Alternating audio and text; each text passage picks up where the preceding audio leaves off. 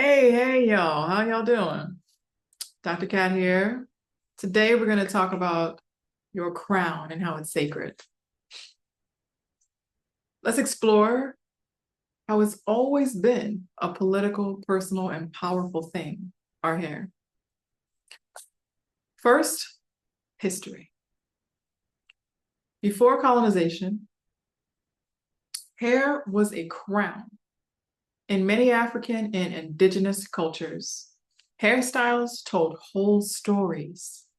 Your tribe, your social status, your spiritual beliefs, even your readiness for marriage. Hair was sacred. Hair was ours. But during colonization and slavery, that power became a threat. Africans were stripped of their identity, literally. Heads were shaved to erase culture and connection.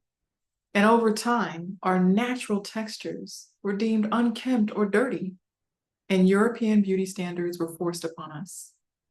Straight hair meant survival, kinky hair meant punishment, ridicule, and rejection. And still we resisted. Women braided rice seeds into their cornrows to survive the Middle Passage. We used hot combs, lye, scarves, and eventually afros, locks, twists, and Bantu knots as tools for both survival and expression. I know I've used many of those. From the Shine-On laws of Louisiana, forcing Black women to cover their hair, to the Black Power movement reclaiming the afro as a symbol of pride, our hair has always been a site of resistance.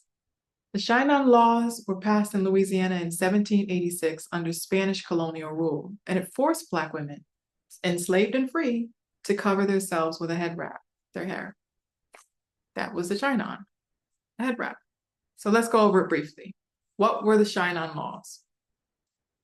Governor Esteban Miro issued the law in New Orleans in 1786. It required Black and Creole women of African descent, especially free women, to wear head wraps called Shine-Ons to cover their hair in public. The goal was to mark them as part of the slave class and diminish their beauty and social status, as many of them were light-skinned, stylish, and seen as socially and sexually competitive with the white men. Now, this is no shade on women who are Caucasian. We're just giving some history. Why was it enforced? These women were often wealthy, educated, and fashionable, and their elaborate hairstyles and beauty challenged the social order. The law was meant to suppress their visibility and attractiveness and reinforce the colonial racial hierarchy.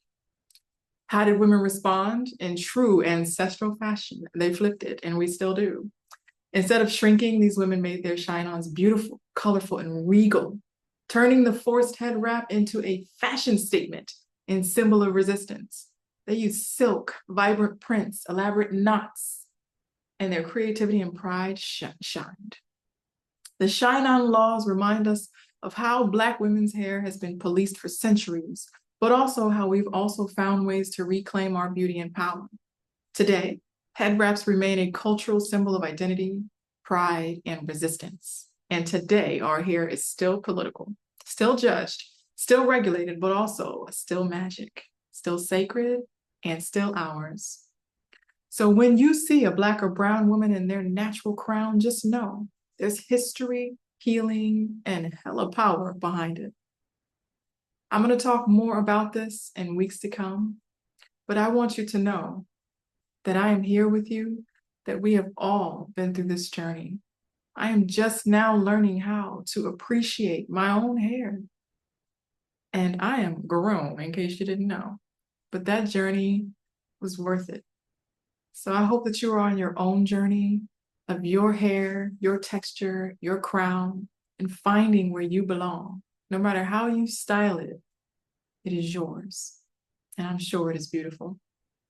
I'm Dr. Kat, and this is part of how we embrace her and thrive. Share the messages that you've gotten from family or society and how they taught you how to interact with your hair, how to feel about your hair. What did you learn growing up? I know I learned about perms and hot combs until I was older. Share your story. There's no right or wrong way for us to interact with our hair. It's our journey for ourselves. Share your story.